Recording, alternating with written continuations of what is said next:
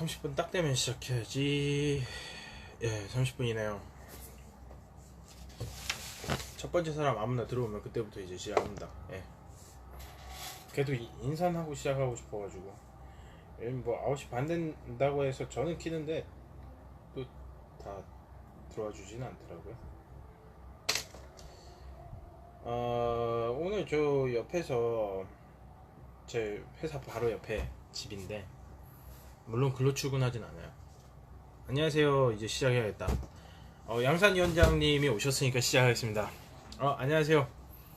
사무총장님도 오셨으니까 시작하겠습니다. 정의당 경남도당 교육위원회 파일럿 방송, 앞으로도 영원히 파일럿 방송. 왜냐면 이건 꼭 설명을 드려야 돼요. 이 파일럿 방송이 왜 파일럿이냐? 검수를 안 받고 나갑니다. 검수를 사후에 받아요. 안녕하세요.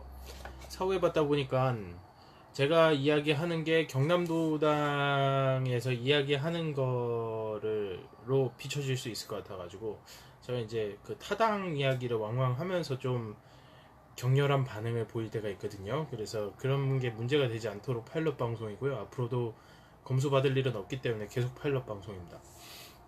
일단 파일럿 방송을 진행하고 있는 경남도당 교육위원회 교육위원 노현범입니다. 만나서 반갑습니다. 저번 주에는 제가 이번 주 목요일날 어저께 저희 신입당원 교육을 했었는데 그 교육 전에 연습하려고 강령이나 이제 내 안에 있는 내용들 관련해가지고 안녕하세요. 이런 데서 보는 건 또 처음이네요, 지현씨. 연습을 하려고 방송을 진행을 했었고요. 오늘 주제는 되게 많습니다. 사실은 이것저것 하고 싶은 이야기가 많은데 저는 맨 처음에 이걸 시작할 때 주제가 안 나오면 어떡하지라고 생각했는데 요즘 뉴스 정말 다이나믹해요. 주제가 하루가 다르게 나옵니다. 심지어 그저께는 열받는 뉴스도 하나 나오고 그건 말미에 얘기하겠습니다. 하고 있고요. 지금 제가 주로 이야기를 메인으로 하려고 하는 이야기는 주인과 대리인 문제입니다. 경제학에서 나오는 용어예요.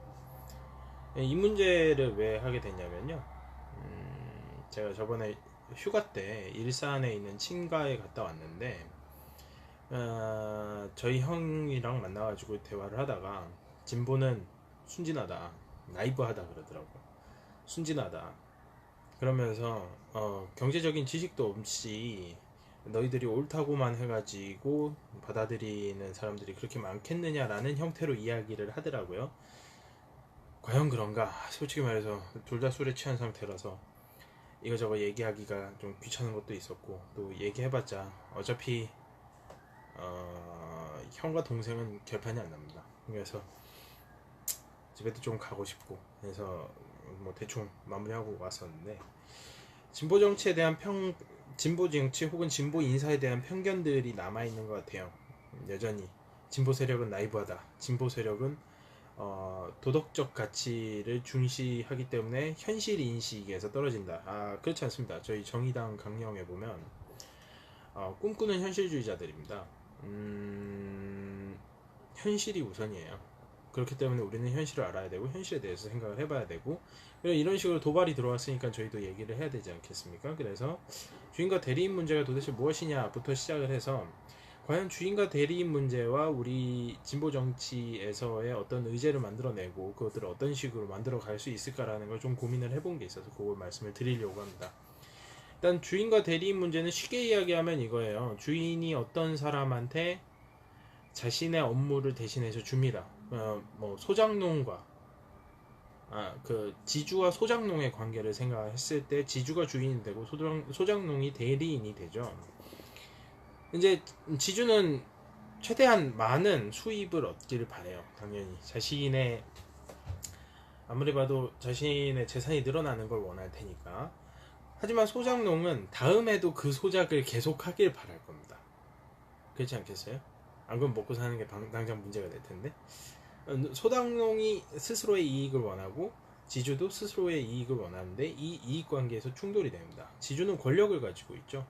그리고 소장농은 자신이 이 농사를 짓는 데 있어서 어떤 정보들을 갖고 있는지에 대해서 지주보다 더 많이 합니다. 그 땅에 물을 어떻게 대야 되고, 그 땅이 날씨가 어떠며, 그 땅의 비옥도는 어떻고, 그 비옥도를 올리기 위해서 무엇을 해야 되고, 이런 것들에 대해서는 아무래도 더 많이 알고 있겠죠. 주인은 권력을 가지고 있고, 지주는 권력을 갖고 있고, 소장농은 정보를 가지고 있습니다. 그리고 이 소장농이 정보를 쥐고서 놓지 않음으로써 생기는 게 주인과 대리인 문제예요. 그러니까 대리인들 이거 어떻게 보면 사실 노동시장에 있어가지고 공급과 수요와 공급 혹은 견제 균형 이런 것들을 말할 때 얘기가 될 수도 있겠습니다만, 근본적으로 이 주인과 대리인 문제는 어디에서 주로 언급이 되냐면요, 주주와 대표이사와의 관계에서 굉장히 많이 언급이 됩니다. 주주는 더 많은 수익을 얻길 원하고, 대표이사는 연임을 원한다 라는 형태로 나오죠. 사실 근데 이게 꼭 주주와 대표이사만의 관계가 아니고요, 저희 부서장이랑 저랑 관계도 좀 있어요. 이를테면 부서장이 야 이거 언제까지 끝내? 그러면 저는 어차피 회사는 돈 더 안 주니까 제가 그걸 그때까지 끝낸다고 해가지고 돈 더 주지 않습니다. 그때까지 안 끝내도 주는 돈은 똑같아요. 그러면 제 입장에서 가장 이익을 갖고 갈 수 있다라고 하면, 인간은 이익을 원하는 동물이고 그걸 향해서 철저하게 지키면서 간다라고 한다 그러면 저는 덜 일하고 똑같이 받는 게 가장 이익입니다. 그러니까 이렇게 얘기하죠. 아유 이렇게 죽어도 못해요 그거. 사람 한 2명 더 붙여주세요. 뭐 이렇게 얘기하겠죠. 그럴 가능성이 높지 않습니까? 하지만 그러면 주인 입장에서는 뭐 제 의견을 받아가고 2명까지는 안 되고 1명은 줄게 뭐 이런 식으로 해서 1명을 더 고용했다고 칩시다. 그랬을 때 이 부서의 성과는 떨어질 가능성이 높아요. 그러니까 전체적인 효율성이나 능률 같은 것들은 떨어지게 되죠. 그러면 나중에 향후에 어떤 이익이 발생했을 때 그걸 공평하게 분배한다라고 가정을 하면 개인한테 넘어가는 비용 분배량은 줄어들게 될 겁니다. 일단 사람도 하나 늘었고, 그런 부분들을 생각을 해봤을 때 주인과 대리인 문제에서 주인과 대리인이 굉장히 극렬하게 대립을 하게 된다라고 하면 상호 이익을 깎아먹는 형태로 갖고 가게 돼요. 경영에서 굉장히 안 좋아지겠죠. 사실 노조와 사용자와의 관계도 이런 부분들이 좀 많은 경우들이 있습니다. 그리고 저희 집에 문이 알아서 열려요. 고양이가 들어와가지고. 일로와. 고양이가 오라 그래서 오면 고양이가 아닙니다. 뭐 가끔 옵니다. 왔네. 안녕. 우리 신스틸러. 고양이 안녕. 인사들이 안녕. 길냥이 데리고 왔어요. 2년째 같이 살고 있습니다. 사고도 많이 치고 우리 아들도 공격하고 막 그랬는데 안 버리고 어찌저찌 잘 살고 있습니다. 얘 죽을 때까진 봐주려고요. 그래서 이제 주인과 대리인 문제에 대해서 해결할 수 있는 방법은 이제 일반적으로는 그렇게 이야기를 해요. 정보를 어떻게 하면 그 주인 입장에서는 대리인이 가지고 있는 정보를 받아와야 하고, 대리인 입장에서는 주인이 가지고 있는 권력, 이익 이런 것들을 분배를 받아야 됩니다. 거기에 있어가지고 일단 고양이 키우는 사람들은 다 비슷합니다. 고양이만 보면 좋아 죽어요. 일단은 우리나라에 있는 제도가 하나 있어요. 어떻게 이익을 분배할 것이냐, 기업에서 노동상권을 제외하고 우리사주 제도가 있습니다. 우리사주가 뭐냐, 회사 내에서 무상증자를 통해서 발생한 주식을 회사에 있는 직원들이 살 수 있게 하는, 열어놓는 제도입니다. 우선 분배하는 제도라 그래가지고 우선적으로 살 수 있게 하는 거예요. 근데 나도 먹고 살기 힘들어 죽겠는데 회사 주식을 살 리가 있나? 보통 그런 일도 없고, 우리 사주를 구매를 함으로써 회사의 결정권에 영향을 미칠 수 있는 부분도 굉장히 적습니다. 일단 기본적으로 퍼센테이지가 굉장히 낮고요. 그 퍼센테이지에 대해서 딱히 뭐 그렇게 더 주지도 않아요. 우리 사주를 통해 가지고 내가 열심히 일을 함으로써 회사의 이익이 증대가 되고, 회사의 매출이 증대되고 이익이 증대됨으로써 회사의 주가가 올라가게 되면 자신이 가지고 있는 이익도 자산도 늘어나는 형태가 되게 만드는 게 사주니까 주인의식이 고취될 거다라고 생각을 하는데 물론 그럴 수 있습니다. 그런 연구 결과도 있어요. 근데 반대의 연구 결과도 있어요. 전혀 고취되지 않는다 라는 반대의 연구 결과도 있습니다. 제가 봤을 때는 이거는요 결정권의 문제예요. 그러니까 우리 사주를 갖고 있어도 결정권에 아무런 영향을 미치지 않는다 그러면 안녕하세요. 많이들 들어오시네요. 옛날보다 많이 늘어나서 되게 기분이 좋네요. 부담도 되고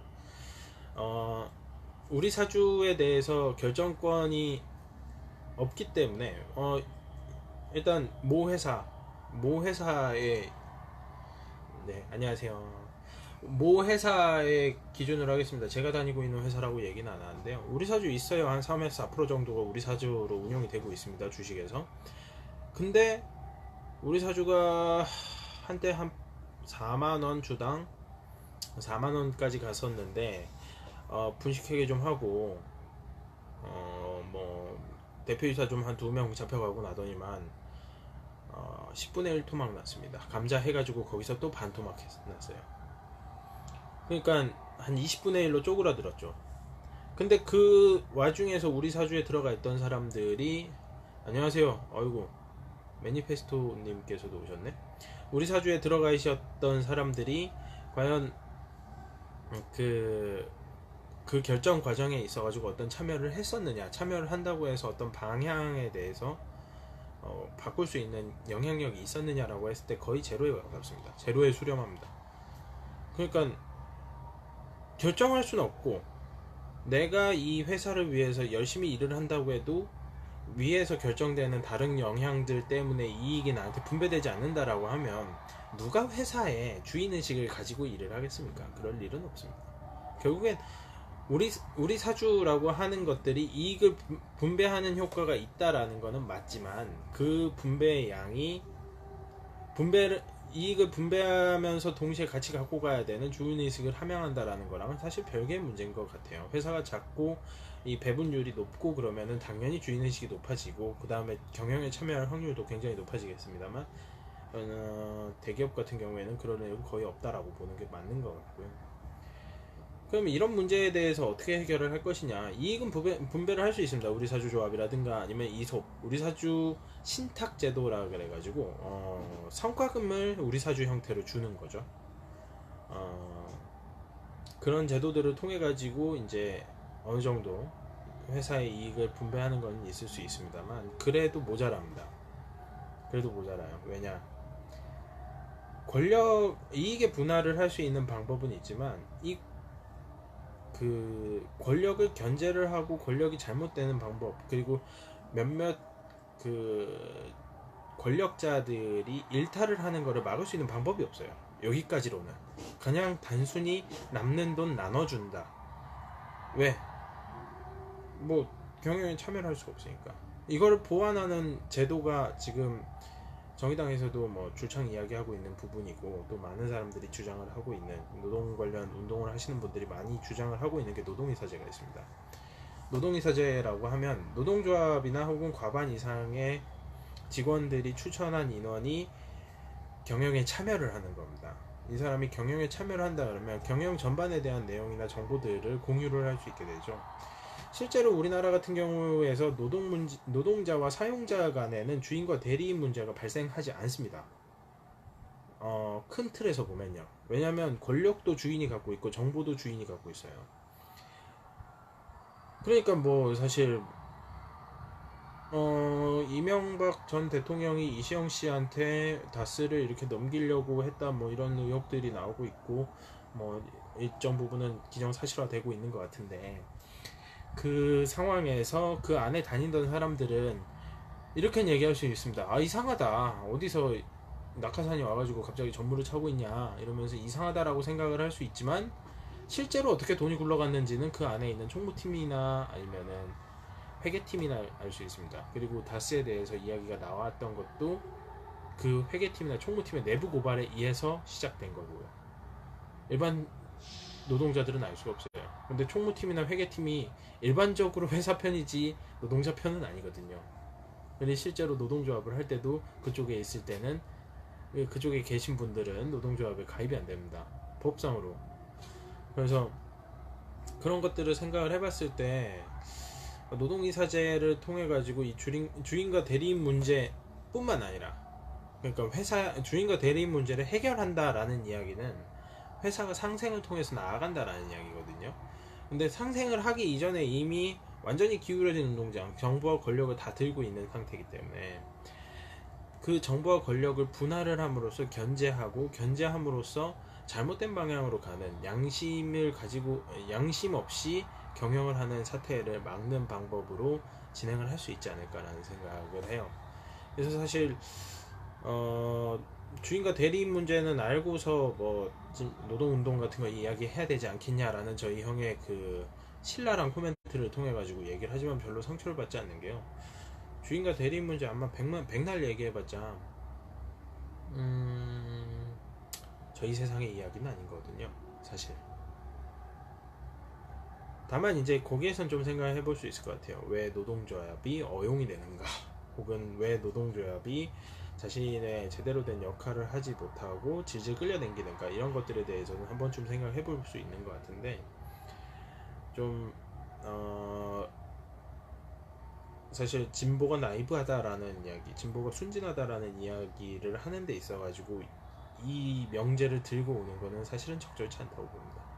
그럼에도 불구하고 왜 우리가 이제 이익의 분할, 이속제도라든가 우리사주 제도죠, 우리사주 신탁제도죠, 그 다음에 노동이사제에 대해서 이야기를 해야 되는지에 대해서 일단 기본적으로 하나의 흐름을 끌고 오기 위해서 제가 들고 왔었고요.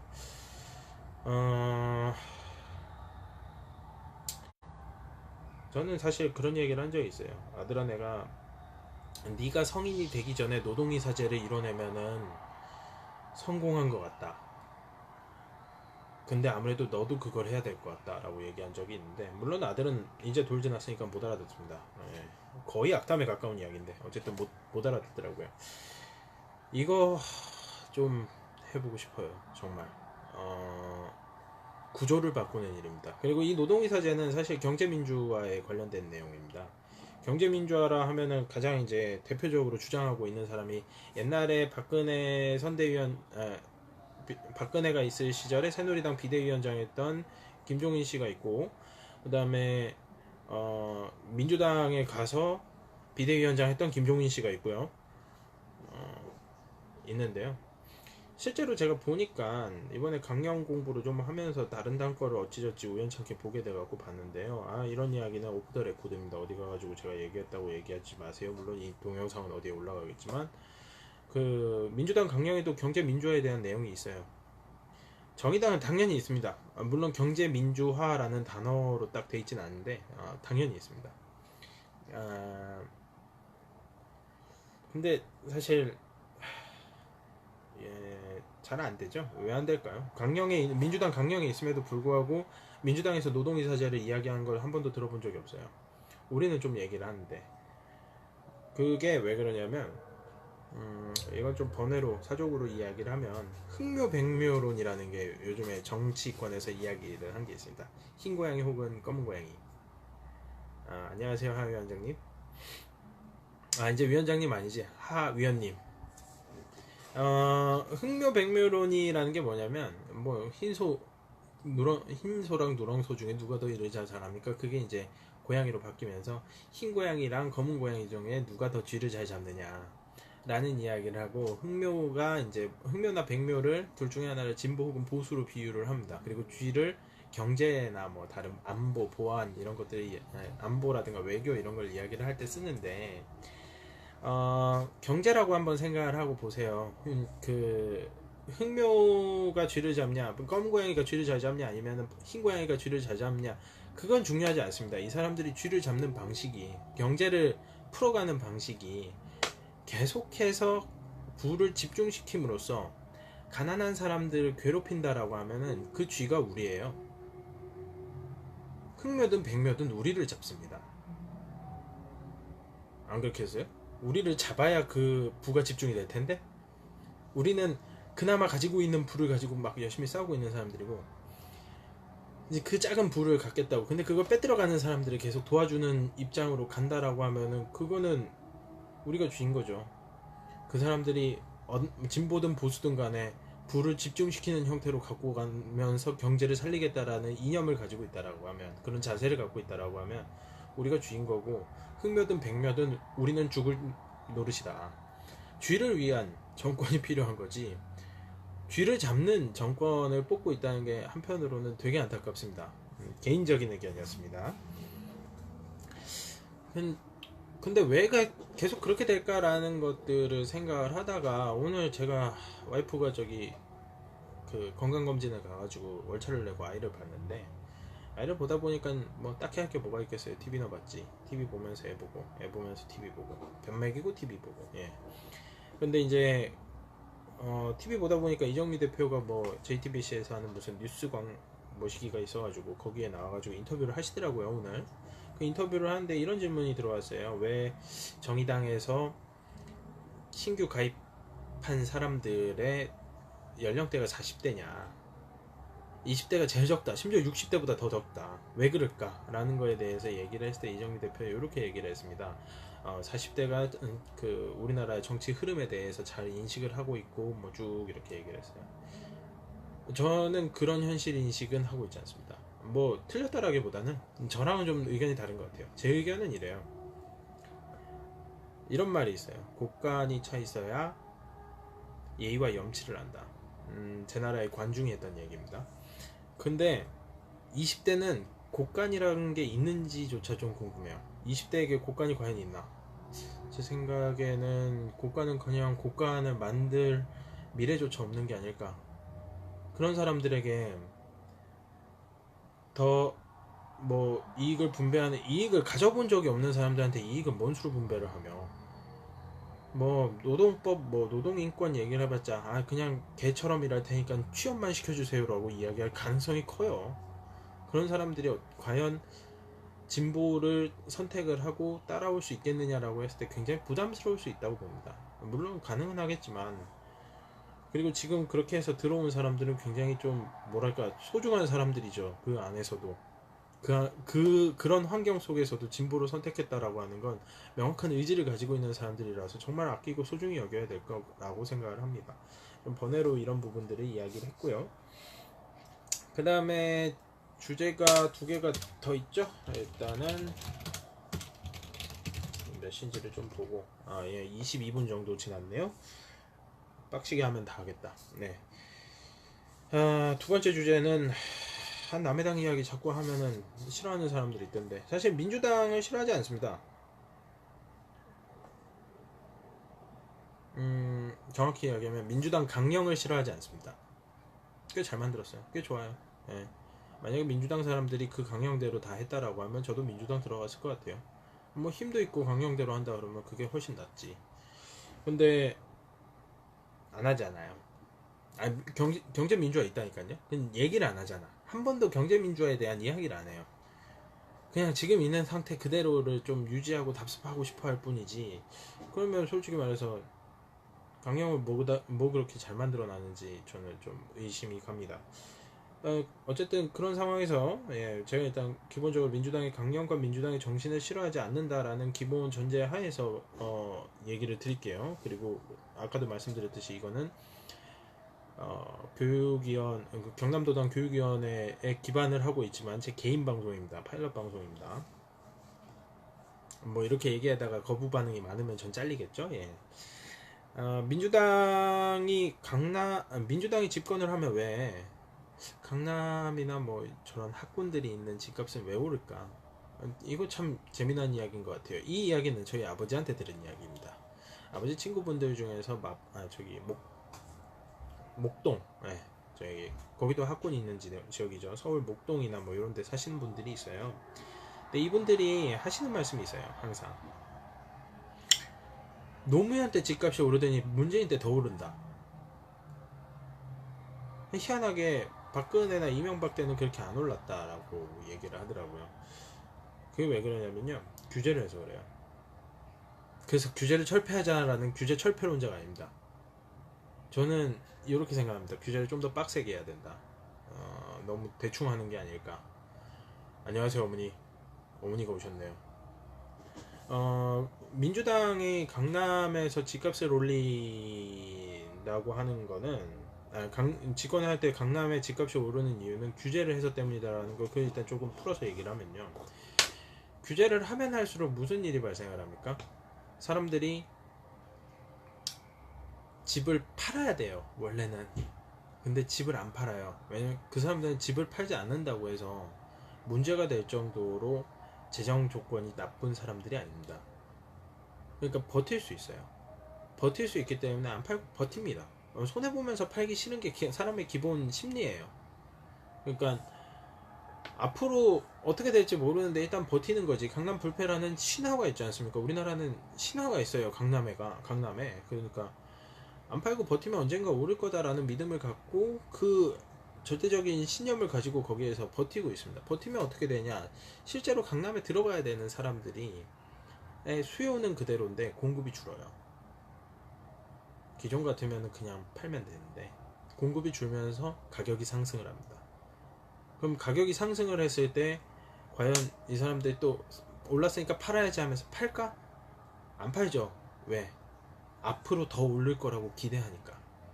이 기대 심리를 깨부시지 않는 상황에서 규제를 한다. 지금 문재인 정권에서 강남의 규제 내용을 좀 들여다보면 집값을 떨구겠다는 의지는 없어요. 집값을 묶겠다라는 의지는 있어요. 근데 이 기대 심리를 끊어내려 그러면 집값을 떨궈야 됩니다. 무슨 욕을 먹더라도. 그러면 강남 집값을 왜 떨궈야 되냐? 사실 민주당 정의당 강령에 있는 내용이긴 한데요. 돈이 토지에 묶입니다.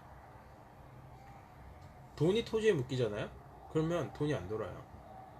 아니 옛날에 5만원짜리 지폐가 맨 처음에 생겼을 때 그런 이야기를 하더라고요. 시중에 5만원짜리가 풀린 건 이만큼인데 실제로 유통되는 건 이만큼이다. 이 돈 다 어디 갔냐? 이런 이야기들을 하더라고요. 그러니까 뭐 비자금으로 갔든 뭘 했든 저는 알 수가 없습니다만 실제로 돈이 풀리는 거에 비해서 도는 게 없으니까 물가는 돈이 풀린 만큼 올라가는데 경제는 그만큼 활성화가 안 되는 겁니다. 못 사는 거죠. 그걸 못 산다 그럽니다 보통. 그리고 경제가 만약에 집값이 떨어진다 그럼 뭐 급격하게 떨구는 것까지 제가 얘기를 하는 건 아닙니다만 기대 심리가 꺾인다 라고 했을 때 이 사람들이 뭘 선택할 수 있냐. 일단 집값이 비싸면 재산세가 높아지고 그 안에서 집값은 계속 떨어질 것만 생각을 하면 재산세가 문제가 아니라 빨리 나가야 돼요. 팔고 빨리 나가면 어디로 가겠습니까? 강남에서 뭐 서초로 가겠습니까? 강남에서 외곽 지역으로 빠집니다.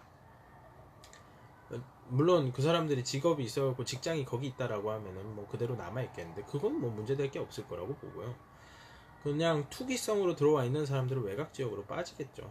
외곽 지역으로 빠지면 외곽 지역에서 집값은 강남만큼 비싸나요? 뭐 10억 하던 게 5억으로 줄든가 3억으로 줄든가 줄면 현찰이 돕니다. 현찰이 나와요. 그럼 이 현찰을 어디다가 쓸 거냐? 아니 못해도 주식에 투자를 하든 뭘 하든 할 거 아니에요. 땅에다가 투자해봤자 잡이 안 나온다라는 걸 한번 인식을 했다라고 하면 그 다음엔 돈이 도는 방향으로 갑니다. 부동산에 묶이는 게 아니라. 그럼 소비가 발생을 하고 우리 가족 방송이 됐네. 예. 그 소비가 발생을 하고 도는 방향으로 가게 된다 그러면 서울뿐만 아니라 서울 외곽 지역도 같이 발전하는 형태가 되죠. 돈이 있는 인구가 자꾸 중심부로 가는 게 아니라 외곽으로 빠져나오면서 그 외곽 지역도 건강하게 발전을 할 수 있는 거예요. 그렇기 때문에 사실은 강남 집값이라고 하는 거는 굉장히 그 핀포인트로 막 까고 있는 것 같은데 이 부분만 까면 강남에 있는 사람들은 나쁜 놈들이니까 집값을 내려야 돼 뭐 이런 느낌이 아니라 강남의 집값이 떨어진다라고 하면 도심부에 있는 최상층에 있는 주거지에서 살고 있는 사람들이 거기에서 살아야 될 메리트를 낮추는 겁니다. 그럼으로써 이점을 낮춤으로써 다른 곳으로 이동하고 다른 곳에 이동을 해갖고 그곳에서 좀 더 여유로운 삶과 좀 더 윤택한 삶을 누리는 동시에 그 지역을 같이 활성화를 시키자라는 이야기예요. 물론 이거는 뭐 정의당 강령은 그래요. 일단 그 토지에다가 돈 묶이는 걸 엄청 싫어해요. 예, 강령에서. 비슷해요. 저도 비슷한 견해를 가지고 있습니다. 물론 그거에 대한 해석은 좀 다를 수 있을 것 같은데 일단 제 해석은 그렇습니다. 여기까지 하니까 딱 10시. 뭐 들으시면서 혹시 궁금한 거 있으면 바로바로 얘기하셔도 돼요. 제가 막 열정적으로 이야기한다 그래가지고 채팅 안 보고 있는 게 아니니까요. 예, 안녕하세요. 내 마누라요. 잘 들립니까? 이제 또 이야기할 게 최저임금 문제가 있네요. 뭐 이제 자꾸 뭐 많이들 나오잖아요. 최저임금이나 이런 것들이 이제 진보 진영에서는 최저임금이 뭐 만사의 악이다 막 이렇게 이야기를 하는 거는 아니다라고 얘기를 하고, 보수 진영은 최저임금 때문에 뭐 사람 다 죽는다 이러고 있어요.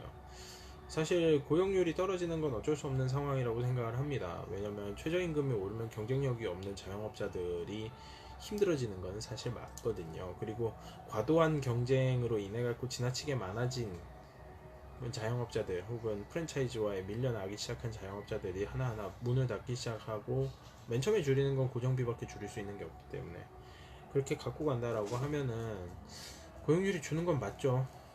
되게 안타까운 일이지만 그거에 대한 대비를 해놓고 최저임금을 올렸으면 어땠을까라는 굉장히 개인적인 감상이 있습니다. 사실 그렇게 했어야 되는데, 그럼에도 불구하고 최저임금이 만악의 근원은 아니라는 거죠. 그 부분보다 그런 거에 대해서는 참 많은 사람들이 이야기를 해와요. 뭐 기사 찾아봐도 최저임금은 만악의 근원인 것처럼 이야기하지 마라라고 하면서 논평 내는 사람들도 많고요. 그런데 저는 좀 색다른 관점에서 한번 접근을 해볼게요. 과연 최저임금이 경영을 하는 데 있어가지고 불편한 존재인가? 최저임금을 갖고 있으면 경영을 해가지고 수익을 내는 데 있어서 더 나쁜 결과를 초래하는가? 최저임금이 오르면. 사실 최저임금 문제가 이렇게 이슈가 되는 이유 중에 하나는 최저임금이 최고임금이나 마찬가지이기 때문입니다. 호봉제 같은 경우에는 최저임금을 제일 막내 임금으로 주고 그 다음에 호봉제가 쭉 올라가가지고 위에서는 이제 고임금을 받고 있는데, 호봉이라고 하는 건 사규에 결정이 돼 있고 최저임금이 오르면 막내는 줘야 되니까 나머지 막내가 최저임금에 맞춰지면 나머지들도 줄 타서 올라가는 형태가 되게 되는 거죠. 뭐 사실 최저임금이 오르기 전에 그런 연봉 체계를 개선을 하기 위한 협상에 들어갔으면 되는데 사실 그런 일들은 절대 안 하더라고요. 그 협상을 하게 되면 파트너로 인정하는 거거든. 근데 우리나라에 있는 사용자들의 대부분이 노동자를 파트너로 인정하기 싫어해요. 이유는 모르겠어요. 엘리트 의식 때문인지 모르겠는데 싫어합니다. 네. 그래서 그렇게 안 하다가 이제 계속 징징거리고 있는 건데, 일단 최저임금과 경영에 대한 문제를 이야기를 하면서 뭐 이 부분에 일단 차치를 하고 최저임금과 경영에 대한 문제를 해볼게요. 과연 경영이 무엇인가 라는 부분부터 좀 짚고 넘어갈게요. 가장 대표적으로 최저임금이 올라가고 힘든 업종이 있다라고 하면은 아무래도 편의점이나 치킨집 같은 데가 있을 것 같아요. 그럼 편의점을 예로 하나 들어보겠습니다. 저희 집 주변에서 한 500m 안에 있는 편의점이 한 10개 정도 됩니다. 무지하게 많죠. 그 많은 편의점들이 반으로 줄었다면 그 사람들이 최저임금이 오른다고 해갖고 수익과 이익을 내기 힘들다라고 이야기했을까? 지금 당장 반으로 줄인다 그러면 그런 얘기 안 할 것 같아요. 그러면 왜 이게 10개까지 늘어났나? 박근혜 정권, 이명박 박근혜 정권 어느 시점에서 이런 영세 사업자들에 대한 그 프랜차이즈가 어떤데 그 영업을 신고를 하고 이런 거에 대한 그 거리 규제가 사라졌습니다. 거리 규제가 사라지자 우후죽순으로 생기기 시작했죠. 이를테면 저희 집에서 뒷문으로 나가면 세븐일레븐이 있고요. 앞문으로 나가면 CU가 있고요. 그 다음에 옆길로 살짝 빠져서 가면은 GS마트가 있고, GS가 있고요. 그 옆에 또 세븐일레븐이 하나 더 있고 미니스톱이 있고 뭐 이래요. 근데 만약에 200m 안에 편의점 하나 이상, 고맙습니다. 이런 코멘트가 있어야 돼.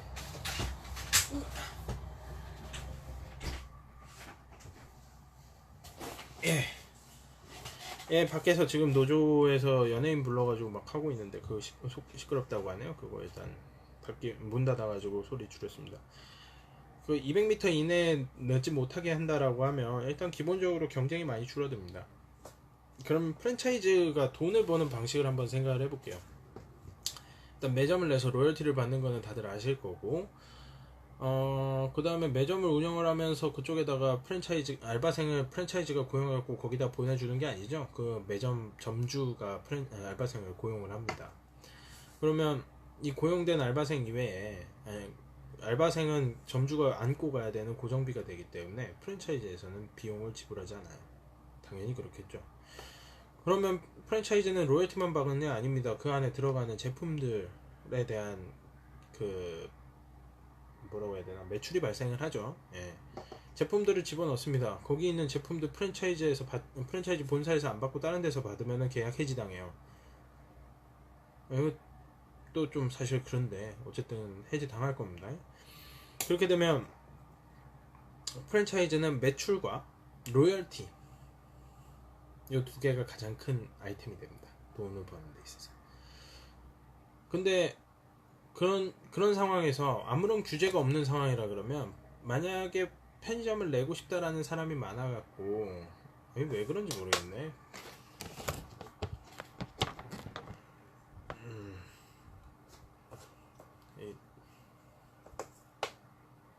얼굴에 인식을 잘 못하나봐요.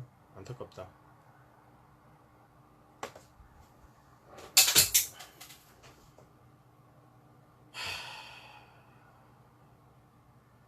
예, 사실 목소리가 중요한 거니까. 얼굴은 뭐 얼굴 팔아먹고 사는 사람 아닌데 뭐. 예, 편의점 업주들이 프랜차이즈 본사가 편의점 업주들을 모집을 해갖고 최대한 많이 내면 많이 낼수록 매출도, 로열티도 어차피 퍼센트로 때려갔다니까 뭐 200만원을 그 사람들이 100만원을 벌든 200만원을 벌든 알바가 아닙니다. 그래서 그냥 많이 내주면 됩니다. 예, 당신 눈에만 잘생기면 됩니다. 뭐 10개를 내서 9개가 망하든 8개가 망하든 뭐 그런 건 사실 그렇게 중요하지 않아요. 프랜차이즈 업장에서 그냥 하겠다는 사람 오면 아이고 호구 왔는가 하면서 주고, 그 다음에 준 대로 또 그 매출 내고 로열티 받아오면 됩니다. 죽겠다 그러면은 그렇다고 본사 죽을 일은 없죠. 예. 그럼 뭐 뭐 세븐일레븐만 하겠나요? 뭐 GS도 와야 될 거고, 뭐 미니스톱도 올 거고, 뭐 CU도 올 거고, 여기저기 다 들어와가지고 그런 식으로 운영을 하면 당연히 우후죽순 생기죠. 근데 만약에 규제가 있어서 200m 안에 하면 안 된다라고 하면은 정말 괜찮은 위치에다가 좋은 매점을 내야 됩니다. 좋은 편의점을 내야 돼요. 아무데나 낼 수가 없어요. 그렇게 되면 매출이 줄고, 매출이 줄면 로열티로 뛰어갈 수 있는 것도 없거든요.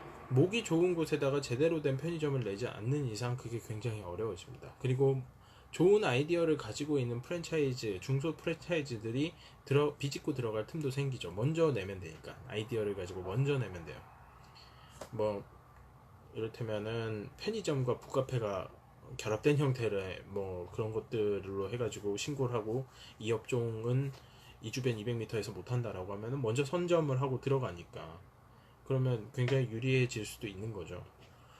노력한 만큼 돈을 벌 수도 있을 겁니다. 지금까지 만약에 제가 이야기한 이런 규제가 없었던 시기에 프랜차이즈의 운영 형태는 진짜 말 그대로 운영입니다. 운영. 영어로는 오퍼레이션. 그냥 고민이 없어요. 점주를 모집하는 고민은 있겠지. 근데 어디에다가 좋은 편의점 위치 목을 잡고 그 안에 인테리어를 어떻게 해야 하며, 그리고 편의점주가 돈을 최대한 많이 벌 수 있도록 하면서 동시에 그 안에서 로열티를 어떻게 띄어갈까 라는 고민이 없습니다. 그냥 하면 돼요. 얼마나 쉬워. 그게 경영이에요? 그건 경영 아니에요. 그건 운영이에요. 경영이라고 하는 건요, 남들보다 더 좋은 위치를 선점하기 위해 가지고 머리를 쓰는 행위예요. 경쟁자들을 이기기 위해 가지고 선점을 하기 위해서 머리를 쓰는 행위인데도 불구하고 그런 실질적인 행위가 없이 그냥 편안하게 일을 해왔을 뿐이죠. 뭐 물품만 계속 쭉쭉쭉 떼줘야 되니까 뭐 사람이 많이 필요하지도 않고 연구해야 될 필요도 없습니다. 그냥 가면 되죠.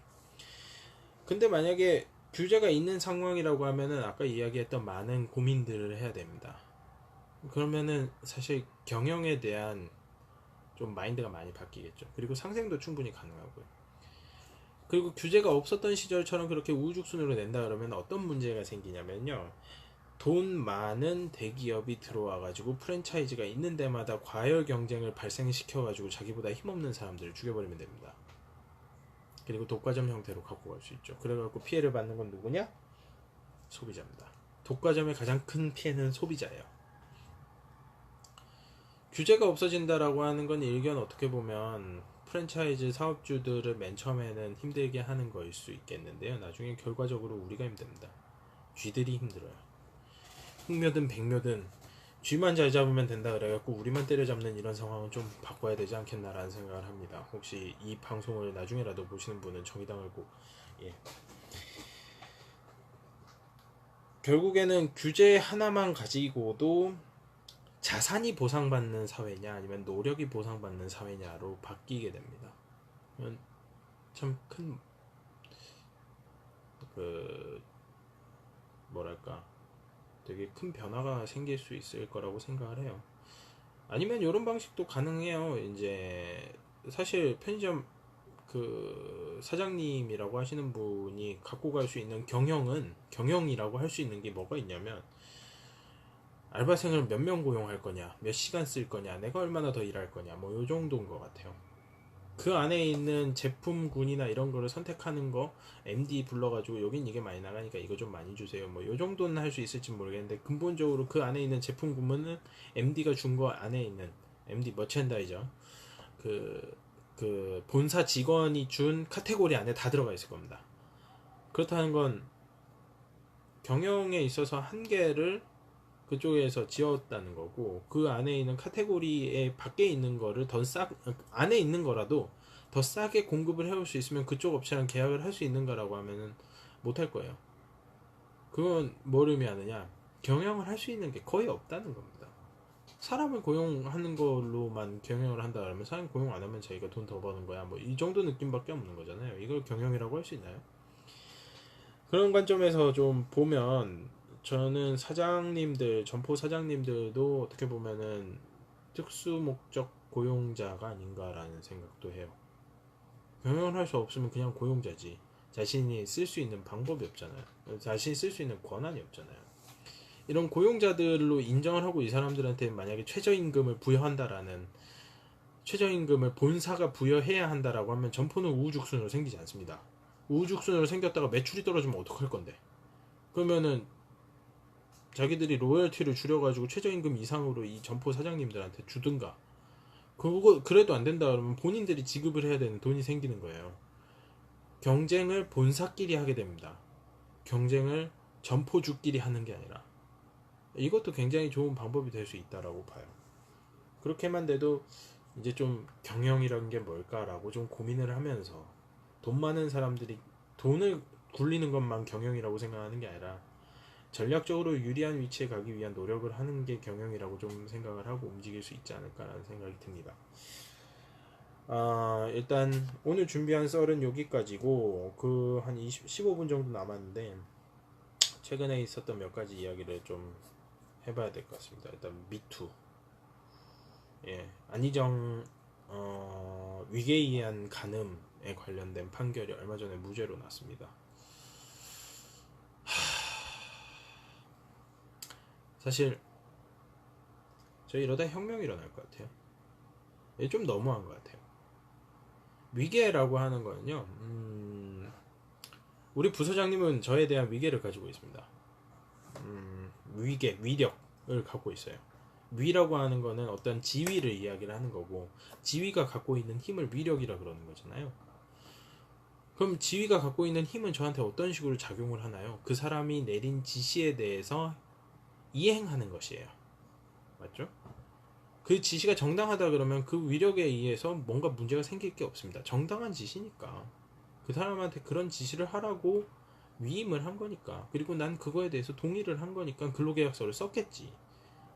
근로계약서라는 게 제대로 써있지도 않지만 사실 있긴 있어요. 그게 근로계약서의 형태를 띠고 있는지 모르겠는데 있긴 있어요. 근로계약서를 쓸 때 뭐 사규에 의한다, 사규에 의한다, 사규에 의한다라고 써 있어가지고 쓰긴 했는데 사규를 나중에 봤지. 어쨌든 그렇고요. 그래서 제 연봉을 잘 모르는 상태에서 입사를 했는데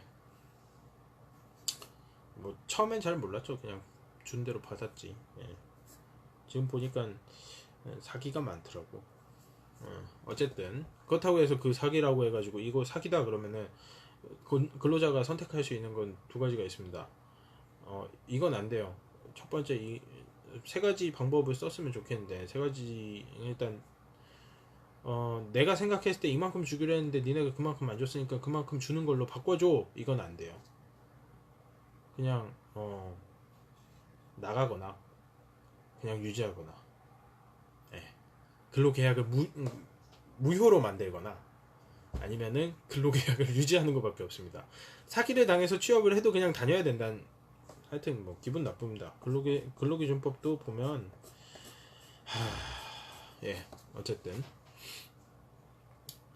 위력 얘기하다가 샜네요. 예. 위계를 가지고 있으면 위력이 존재하는 거다라고 보면 돼요. 그러면 이제 사실 진짜 언급하기도 싫은 이야기인데 뭐 불륜인의 먼의 이야기를 하고 있습니다. 그 이전에 위력이 존재했잖아요. 상급자잖아요. 임명권자잖아요. 그럼 그 사람의 생존권을 들고 있는 사람이라고 봐야죠. 이 생존권을 들고 있는 사람이 이 사람한테 어떤 요구를 했을 때 그거를 거부할 수 있는 권한이 이 사람한테 있는가. 권리의 충돌입니다. 성적 자기결정권과 생존권의 충돌을 하고 있어요. 근데 성적 자기결정권보다 생존권이 우선한다라고 생각을 해가지고 본인이 성적 자기결정권을 포기했다고 해서 그게 합리적인 선택이거나 합법적인 선택이 아니라는 거죠. 두 권리는 전부 존중받아야 되는 권리인데 어떤 이유에서든 외력에 의해서 외부의 압력에 의해서 그 외부의 압력을 위력이라고 부르는 것이고 우리는 외부의 압력에 의해 가지고 그걸 포기해야만 했다라고 한다 그러면 이건 그냥 문제입니다. 그냥 문제. 그건 위력에 의한 가늠이 그냥 맞아요. 연애의 관계였다 그런 건 중요하지 않아요. 왜 그렇게 함부로 했느냐라는 거죠. 어떤 형태든 간에 뭐 진짜 100번 양보해가지고 연애였다라고 손을 쳐봅시다. 근데 뭐 증빙 나온 거 보니까 분명히 이런 이야기를 했어요. 뭐 그 뭐지 헤어졌다라는 이야기를 했었습니다. 누구랑 헤어졌다라고 되어 있지는 않고 그냥 헤어졌다는 이야기를 했는데 그럼 그 순간부터 나오는 건 전부 간음이지. 위력에 의한 간음이지. 안 그래요? 헤어졌는데 뭐 누가 그렇게 가가지고 그런 일이 있어. 연애가 끝났으면 그 다음부터는 상호관계만 남는 거예요. 그리고 불륜이고 나발이고 그런 거 중요하지 않아요. 왜 임명권자가 자신이 고용한 사람한테 그런 식으로 접근했느냐 자체가 문제인 거예요. 게다가 그 사람이 뭐 아예 그냥 결혼이나 이런 것들을 통해 갖고 그 관계를 갈무리할 수 있었던 사람이 아니라 유부남이에요. 뭘 더 이야기해야 되나요?